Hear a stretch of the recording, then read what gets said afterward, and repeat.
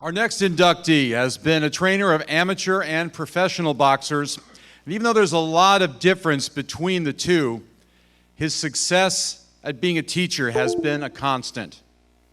He was born in Philadelphia, grew up to be a very talented baseball player, actually good enough to spend time playing for the Dodgers. But it was boxing that would be the sport where he would land and spend the better part of his life. He did security work while learning his craft as a trainer in places like Joe Frazier's gym in North Philly and in Levittown, Pennsylvania. He moved to Miami in 1971 and went to work at the Tropical Gym for Miami-Dade's amateur program.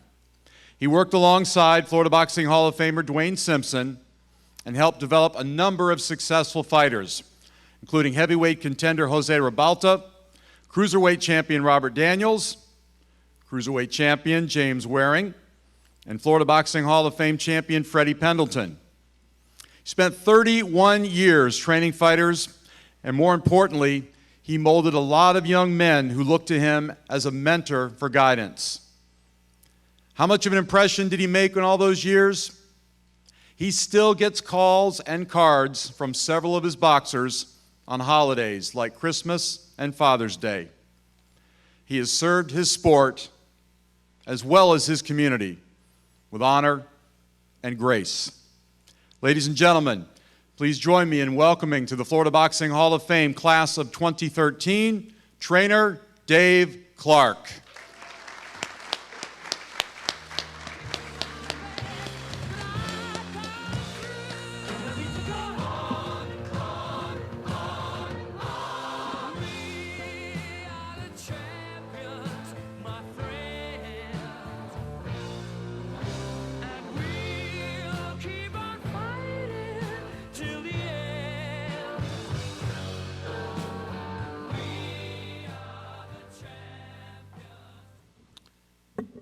I want to thank my friend Dwayne Simpson, who I worked for over 25 years.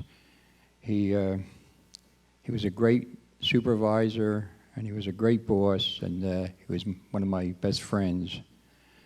Boxing's been very, very good to me. I traveled all over the world on boxing. I had 3 world champions, and it didn't cost me a dime. I went first class. I met some great fighters in my area. It was something that I'll carry the rest of my life. The greatest fighters in the world, I had been there. I had the greatest job in the world. I was working at Tropical Park. I had a great supervisor, a great boss in Dwayne Simpson. And I had privileged kids, unprivileged kids that I worked with that had no homes. They come from broken homes, and I come from Philadelphia, and I know what the street guys are like.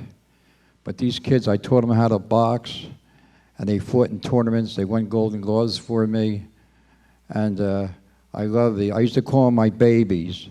I used to say, you know, Joanne, I'm going to the gym. I'm going to train my babies today, and she used to call me a gym rat. And as years went by, these kids that I was training when they were young, as they got older, on Christmas and my birthday, Christmas they call me up and say, "Hey coach, how you doing?" Or on my birthday, they say, "Hey coach, how you doing?" And I felt so humbled when they told me that. I can't tell you how I felt. It'll be with me the rest of my life. Boxing right now is a low game right now, and I like to see it get into junior high schools and high schools and have tournaments, and so they can get scholarships to go to college. And if they get a scholarship and go to college, maybe after their boxing days are over, they can fall back and get a good job, take care of themselves, and take care of their families. I'd like to see this happen. In some states, I understand they have boxing, and I know Florida has it here, because Dwayne Simpson is one of the guys that trains with these fighters, I don't know, 2 or 3 times a week, and because he loves boxing. And I had a friend come down from Miami, and his son came from Orlando. His name was Vinnie Flynn. He became a lawyer. He was one of my babies, too. And he gave me an old T-shirt.